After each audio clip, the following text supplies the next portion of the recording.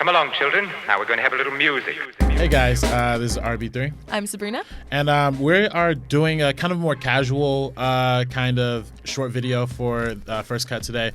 We usually review a lot of movies individually, but we figured why not just throw a lot of them that already came out already and just have a general conversation about the ones that we've seen that we haven't got to touch on the podcast or in a review format. So it's just kind of a catch us up on the things we've seen but we haven't got to talk about. Yeah, definitely, because these are all released. We haven't talked about them yet. We kind of missed it. And these are pretty big ones to kind of, have a little discussion about. So I don't know if you want to start with Queen and Slim. Yeah, let's start with that one. So for those of you who don't know, Queen and Slim is kind of like a road drama thriller. It follows two characters, and we see the events fold out after something happens in the beginning. We see the the days afterwards and how their kind of journey goes. Right. So what were some of your thoughts about Queen and Slim? Just kind of the ideas they brought up with, police brutality, race relations, that type of stuff. Well, I'll just say what's in the trailer, right? The trailer shows that Daniel Kaluuya ends up shooting a police officer while he's on a date with I forget the actress name right off the bat, just like that. Jodie Turner-Smith. Yes. Wonderful performance. And really great. I think what this movie really goes to signify more than anything, it's a very topical film. And I think more than anything, we haven't had, obviously Watchmen is on the TV side, a series that addresses a lot of topical race issues and subjects. This movie kind of does it profusely and almost right up to your face. It's almost upfront and abrupt with what it's trying to say with a lot of the themes of like Black nationalism and like Black Lives Matter and stuff like that. It's a lot of the conversations I've been seeing around this movie have been really divisive and interesting. That's what's probably been fascinating me most about this film is the discord around it, especially amongst Black people in the Black community, and especially coming from somebody like Lena Rafe, who's done the TV show The Chi, which I'm a big fan of. There's a feature screenwriting debut, so. Overall, this movie has a lot of things to say. It's very interesting. The movie in and of itself is whatever, but the discourse is, I think, what's most fascinating. No, definitely. I completely agree with you. I really enjoyed it when I went to go see it. So I did see it at a screening kind of a while ago. So it's been a minute, but I took my friend, and she really, really enjoyed it. And it was thrilling, and it was captivating as you were going on this journey because the directing is like almost like, I don't know, like lyrical kind of. Like it's just like beautiful, like flowy. They're having conversations and there's other shots like while they're talking, like slow motion. So I think it's a beautifully executed film for sure. And I did enjoy watching it. Right. But I hesitate to recommend it to too many people. Just because, the discourse is interesting. The story in itself is really interesting. But I don't, correct me if I'm wrong. I think this is an interesting thing to have a conversation about because there's a lot of different opinions, and I totally respect everyone's. All right. I feel like it's kind of I don't want to bring this up, but Joker situation where it's these surface level things, and it kind of thinks it's saying a lot more about a subject than it actually is. I don't know. I've seen some of the script online and things like that, and it's just kind of, I don't know, getting out of it. It kind of just aged worse in my mind. Oh, really? Okay. Yeah, as time passed, kind of. Okay. But the performances are great. The directing is really, really cool. It's very beautiful to look at too. Yeah. One criticism that I've seen from a lot of people, and I don't know, I didn't really catch this personally, but maybe you might be able to speak on it. Is a lot of people saying it's a little too convenient. It's almost like things happen in this movie that seem like it just happens more for plot reasons than definitely for the actual story in and of itself. I don't know if that's something you would agree with, but no, I do. It is. It's kind of where things keep happening and they're in semi distress for a minute, and then it's all good. Right. And they keep just they're going on this journey, and then they're one of them will be oh, let's stop and do this, and the person's no, let's not, and then they stop somewhere and they do stuff, and then something happens and they gotta run and they gotta go again. Right. It's an interesting thing. I definitely will give it a rewatch at some point. I think there's a lot to say. That's my thing. That's where I kind of stand on this. I've been kind of ambiguous, like in this review, because I really don't know how to feel about this movie yet. Even after just saying, or not even fully experiencing it, I want to go and really read thoroughly into what this film is saying. Because maybe you're right. Maybe it is very surface level, or maybe I'm missing something, or maybe the world is missing something. I don't know. So I really this is something to be admired though, for the sheer fact of like you said, the cinematography, the gorgeousness of the direction, the brilliance of Daniel Kaluuya and Jodie Turner Smith. Yes. The excellence of like seeing these great performers mixed with the director Melina Matsoukas, which is her directorial debut, and Lena Rafe, which is her feature debut. Yeah. This team of like black creators making a film that speaks to the community is really powerful and really inspiring, and I'm really happy that a film like that is getting to be made, and it's still playing. You know, I'm from Compton. Carson's like the closest movie theater we have. It's still playing at the theater. It's still really popular. So it's definitely connecting to the community that is speaking to, and it's opening up a whole level of discourse that I'm really excited about. But I do want to go in and experience the movie again and really get a full, better reading of what I saw. So there's just one scene in particular. There's the protest scene, and it's like cut into like the sex scene, which I thought was a really odd choice when I was watching it. That's one of my only, like, I don't know. It's a thing. So get back to me once you see it, and let me know what you think. I feel like there's a lot of discussions to be had about this one. So, you know. Yeah. For sure. Awesome. So what's next? You want to talk about The Irishman? Yeah, we can talk about The Irishman. Okay. Or I guess I could talk about it. Yeah, I'm gonna be listening. My commentary, it's long. It's definitely a long film. Salute to Dorian Parks and Geeks of Color. I actually wrote a written review for this on their website. Yeah. So I'm gonna kind of take some segments from this that I think my writing's pretty decent. Maybe not. This movie revolves around Jimmy Hoffa. He was like this famous political figure back in the 1970s, union leader, and he got his hands a little dirty with the mob. Now, this movie came out at the height of like when Scorsese was talking about Marvels and cinema, and the movie in and of itself kind of got lost in the discord of like. Are Marvel movies really cinema? What does Martin Scorsese think he's talking about? And it had a lot of weird backlash behind it when it first came out. I really dig this movie, and I've been a lifelong Martin Scorsese fan ever since I first started discovering cinema.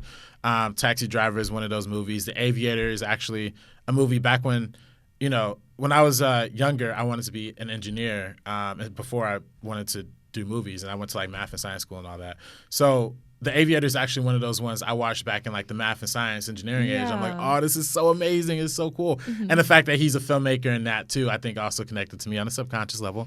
Scorsese has this like really vibrant and electric style that like you really go in expecting for a lot of his movies. And I put The Wolf of Wall Street as one of my best of the decade because I feel like it really embodied that style even in today's era. What The Irishman presents, and it presents in the same way that Martin Scorsese's last film before this, Silence, presented itself, is very restrained. It's very like held back. It's not as super high energy, fast cutty, the traditional Martin Scorsese that we're used to for like Taxi Driver or Wolf of Wall Street or Gangs of New York. With films like Silence, and Silence represented a more spiritual approach to Scorsese's filmmaking. I feel like in his older age, he's approaching more of the quiet, subtextual, storytelling that the restraint that Silence had shown. And I think The Irishman is an extension of that. It's like combining the best of both worlds. It's like his traditional gangster, fast-moving flair, like Goodfellas, and like I said, Casino and all the other Robert De Niro and Pesci team-ups. But then it also presents the slowness and the meditation of the Silence type style. So it's really great to see. Also, the conversation about this movie also got really overshadowed about the de-aging stuff. I didn't hate it, but I didn't. No, it didn't bother me or anything. Yeah. Watching at home at Netflix. I mean, I'm asking you because I saw it in theaters. Yeah. Did it look convincing? The de-aging for the 3 actors. No, I honestly I didn't like forget about it, but I didn't think about it. It didn't take me out of the film at all, and usually that kind of stuff really does. Right. If it's not done well, that kind of thing can really take me out. Like the small scene in Civil War with Robert Downey Jr. Oh yeah. In the beginning where it has him de-aged, but obviously it's also part of his like thing, so it's fine. Right. But for that to be prevalent throughout.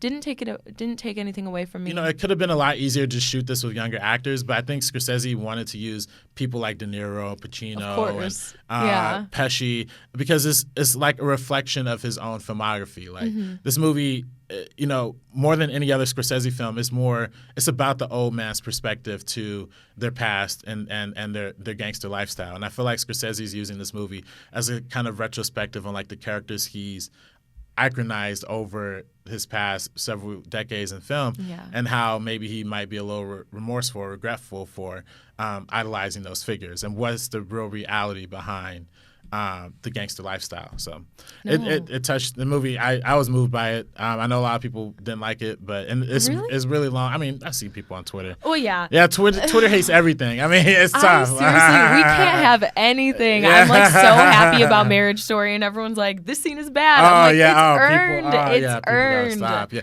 See, that's people got to learn to like shit on things like after they watch it. Like watch the movie. Like there are so many people that immediately. Same thing with The Irishman. Yeah. Like before The Irishman came out, because of all the stuff that was happening with Marvel and with everything like that, people are like already saying like, I'm not watching this. Like, like it's too long, which it is. It is really long, but it doesn't really feel that long. It really doesn't. No. And again, I saw it in theaters. I mean, I saw it in a super weird environment because it was landmarks, a bunch of old guys. It smelled weird. That was unpleasant. But I do think it felt, once you're engrossed in the story, if you're engaged in the story, it really does fly by. And even though it moves a little slower than a lot of Martin Scorsese movies, I think it shows the artfulness of the master doing his work. I mean, so. You can't say anything negative about Scorsese. Like he's doing his thing. He could say whatever about like Marvel. He earned it. He earned the fact that he can say anything. Exactly. But yeah, so my takeaway, De Niro, Pesci, and Pacino, they are incredible. Yeah. They had to get those actors and they had to de-age them because like I genuinely can't think of anybody else like being in this movie doing what they did together. Absolutely. Their chemistry is off the charts. I really, really enjoyed it. Those were definitely my favorite parts of the films was their interactions. Watching them, loved it. Yeah. All right, so moving on to A Beautiful Day in the Neighborhood. This is starring Tom Hanks as Mr. Rogers, and it also stars Matthew Rhys playing Lloyd Vogel. Yeah, so it follows a journalist covering Fred Rogers for a magazine article.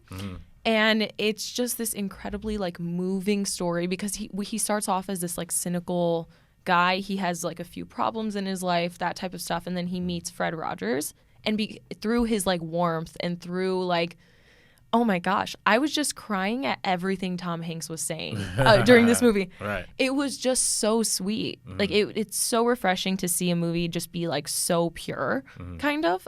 Even the cynical parts with our main character that we follow, Lloyd. Right. Like it doesn't bring you down at all because Mr. Rogers' scenes in it are just completely elevating all of that. And Marielle Heller is a female director. Yeah. And she directed this one, and she did so great. There's scenes that could have been like too cheesy or anything like that, but because with her direction and with the editing, it really kind of moved me. It captivated me. I was just super happy after watching it. Yeah, so it's always a good thing. This is a really good time. It's out. It's been out for a solid minute. Yeah. Now, I was gonna ask you because Tom Hanks played Walt Disney in Saving Mr. Banks, where you play like another kind of beloved figure. Do you see him as Tom Hanks playing Mr. Rogers, or do you see him as Mr. Rogers? There is certain parts, because that was something that kind of, with playing a real life character, portraying somebody, it's not about like, you don't have to find an exact carbon copy like actor that looks just like the person. Right. It's mostly about the mannerisms, you know, the voice, things like that, if they can really transform into that character. Right.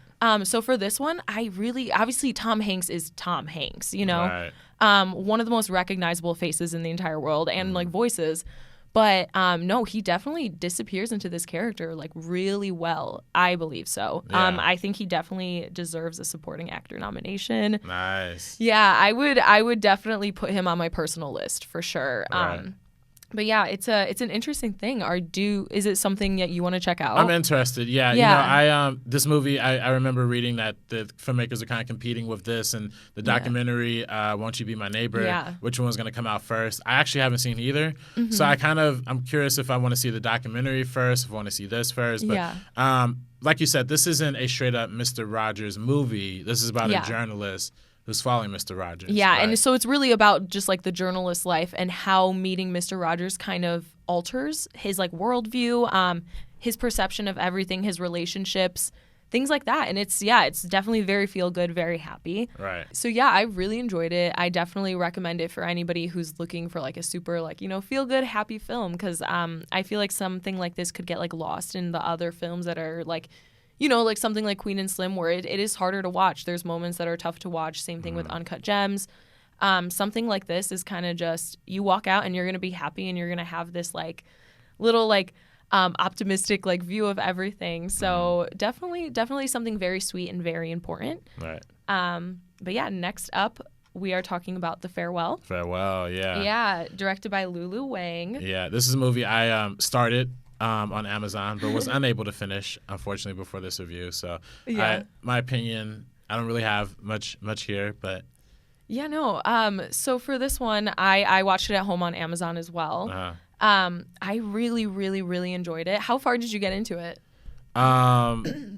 You know, I don't even want to like be weird about because I feel like I'm understanding it so far. Yeah. But I feel like this movie is definitely conducive to like paying full attention to like what's exactly 100%. happening. No. And I know a lot of it's with subtitles. I love reading subtitles. I want to commit. Like I want to get back into it fully and really explore what was happening so far because so far it's presenting itself as kind of like a family comedy, dramedy-ish. But I know there's a lot more under the surface that I'm not really paying enough attention to. So I want to fully dedicate back to getting back into it. So this is actually a true story, and so it's really interesting to look at other cultures the way we do in this film because there, I guess the story goes like they don't tell their grandma that she's dying, and they all kind of go. They stage a wedding. It's super big and intricate. It's so funny. Just to have everybody come around her but for her not to know why. So yeah, it's really warm and it's very honest kind of. The way side characters will talk to each other, like they'll talk to each other in English. Aquafina and her like father, and she's like, why aren't we telling her? Like, we need to now. And, like, the way everybody's super upset because they all know everybody surrounding their grandma. So it was a super touching, very vulnerable look. It's a vulnerable story. And the actual grandma that it's based off of, she's still alive. Oh, wow. Yeah, it has it at the end. Yeah. It was amazing. I thought in the movie that she was going to pass away, and I was, like, ready to cry the whole time, like, watching it on screen. Yeah. But it doesn't happen. Instead, there's just this beautiful, like, heartbreaking, but, like, funny and nice and warm story that's super enjoyable to watch. And I definitely believe Lulu Wang should be in the discussion for directors this year. Yeah. Definitely in the discussion. And I think it was nominated for foreign film, which is interesting because I guess with like the loopholes, production, and with all the loopholes, I guess 51% of it is subtitled. Yeah, as long as it's like 51% in another language or something like that, 50% or more, then it can be considered a foreign film. So though I almost wish. I mean, you know, there are so many great foreign films this year. I wish they just wouldn't lump this one into that. Definitely. Especially with something like Parasite, which is probably going to be the runaway winner. But I'd love to see this movie get as much recognition as possible. Salute to Aquafina and salute to Lulu Wang for putting this movie together. And I honestly think I think that having a strong, not only Asian American women representation, but strong cultural representation in general. Definitely. And not just culture in the fact of like ethnicity, but culture in the fact of like you're representing a country and you're representing a society that is not often represented in cinema, especially modern Chinese heritage and ancestry is not really explored a lot in American cinema. The fact that this movie is putting that to the forefront to the mainstream is beautiful. And salute to, I think A24 did this Was one. it A24? I believe so, yeah. Wow, yeah. So salute to them. They're having a runaway year with this and Uncut Gems and a couple of their others, and I think it's beautiful. A24 is just always killing it. But yeah, what you were saying about the cultural representation for sure, because dealing with this type of issue and how it is a common thing over there. So it is interesting, and then it fully like immerses you with the wedding in that environment, like how their traditions go. Right. It's very, very cool. Their food that they eat, like everything. It's beautiful to see something else on screen. Yeah. You know, people. We were just talking about like diverse voices and diversity like in film. And gosh, we need so much more of that because it's so beautiful to see this on screen, to see something I haven't experienced and to be able to immerse myself in their world. I love subtitles too. Like I have no issue with that. I know some people might like have a hard time following that. I don't like to read a movie. Yeah. I'm like, I would hope something like subtitles wouldn't deter somebody from missing out on a film like this. It's not all in subtitles, but there are a lot. Yeah. But it's so worth it to watch this film because it's very, very beautiful. It's a very good time. It's just like super, super touching. Nice. Yeah, man. So I highly recommend this one as well. Nice. I think that pretty much wraps it up. That's all the movies we've seen so far this year. And of course, 1917 we haven't talked about it all or seen. Or I haven't seen it at least. Yeah, no, we have so many more coming up. That's why we kind of just wanted to like clump these together. Bombshell, another one. Oh my God, I can't wait for that. Yeah. So these, I guess since these already came out, this was a good one to kind of catch up on. We might do more of these kind of segments sometime down the line where we just have ones that didn't really warrant a full review. Or for me, I guess with The Irishman, I wrote my review, so we didn't really have to talk about it, but it's good that we talked about it here. So yeah, cool. Yeah. All right, guys. Thank you for watching this video on First Cut. Make sure you subscribe. Make sure you check out our podcast, The Meaning of Podcast, on Apple, Spotify, and all places where you find podcasts. And follow us on our social medias at First Cut TMO on Instagram and Twitter, right? Yeah, Instagram and Twitter, First Cut TMO. Okay, yeah, perfect. And yeah, this is I'm RB3. I'm Sabrina. And peace out, everybody.